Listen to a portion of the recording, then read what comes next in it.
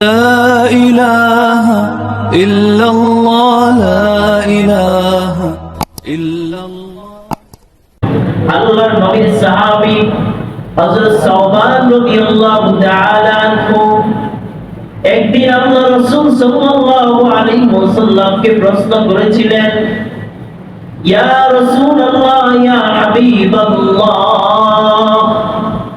যখন আপনার দরবারে থাকি তখন আমাদের দিলটা অত্যন্ত ঠান্ডা থাকে, অত্যন্ত ভালো থাকে, আমাদের দিলটা অস্থিরতায় ভরপুর থাকে না। যখন আপনার দরবার থেকে চলে যাই, বাজারের মধ্যে যাই, ব্যবসার কাজে যাই, বাড়ির মধ্যে যাই, কিন্তু তখন দিলটার মধ্যে অনেক বেশি অস্থিরতা কাজ করে। ইয়া রাসূলুল্লাহ ইয়া হাবিবাল্লাহ, ততক্ষণ পর্যন্ত অস্থিরতা বাড়তেই থাকে যতক্ষণ পর্যন্ত আপনার চেহারা মুবারক না দেখি। ইয়া রাসূলুল্লাহ ইয়া হাবিবাল্লাহ, যখন নাকি আপনার দরবারে আইসা আপনার চেহারা মুবারক দেখি তখন অস্থিরতাটা কেটে যায়। ইয়া রাসূলুল্লাহ ইয়া হাবিবাল্লাহ, কিন্তু আমার ভয় হলো আপনি সাইয়্যিদুল আম্বিয়া, নবীদের সর্দার, ইমামুন নবিয়্যিন, আপনার জান্নাত হবে অনেক উপরে, আমি সাধারণ একজন মুসলিম। ইয়া রাসূলুল্লাহ ইয়া হাবিবাল্লাহ, আমার ভয় হয় দুনিয়ার মুখ থেকে যাওয়ার পরে না জানি আমাকে আপনার থেকে কত দূরত্বের মধ্যে রাখা হয়।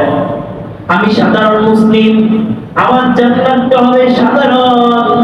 ইয়া রাসূলুল্লাহ ইয়া হাবিবাল্লাহ, আপনি ইমামুন নবিয়্যিন, সাইয়্যিদুল মুরসালিন, আপনার জান্নাতটা হবে অসাধারণ। আপনার জান্নাত থেকে আমার জান্নাতটা কত দূরে অবস্থিত হবে।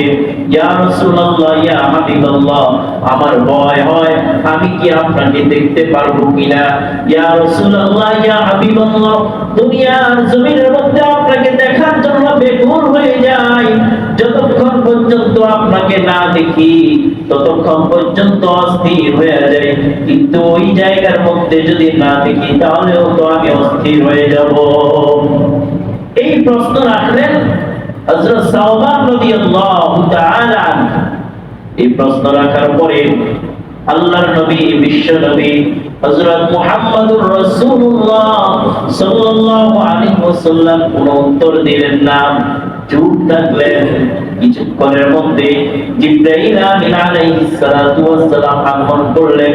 সূরা নিসার 69 নম্বর আয়াত আল্লাহ তাআলা নাযিল করে জানায়া দিলেন, ও নবী, আপনি দুনিয়ার সমস্ত মানুষগুলোকে জানায়া দেন, আপনার উম্মতদেরকে জানায়া দেন, সাওবান সহ যত সাহাবায়ে কেরাম আছে রিদওয়ানুল্লাহি তাআলা আলাইহিম আজমাইন, তাদের সকলকে জানায়া দেন যারা আল্লাহ এবং আল্লাহর রাসূলের আনুগত্য করবে তারা আল্লাহ পাক রব্বুল আলামিনের হাবিব সহ নবীদের সঙ্গে একসাথে জান্নাতের মধ্যে থাকতে পারবে।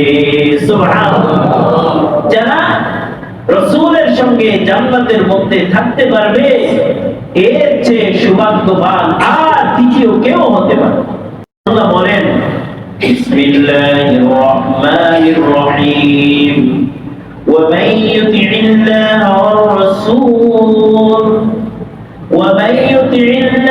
والرسول فأولئك مع الذين أنعم الله عليهم من النبيين والصديقين والشهداء والصالحين وحسن أولئك رفيقا।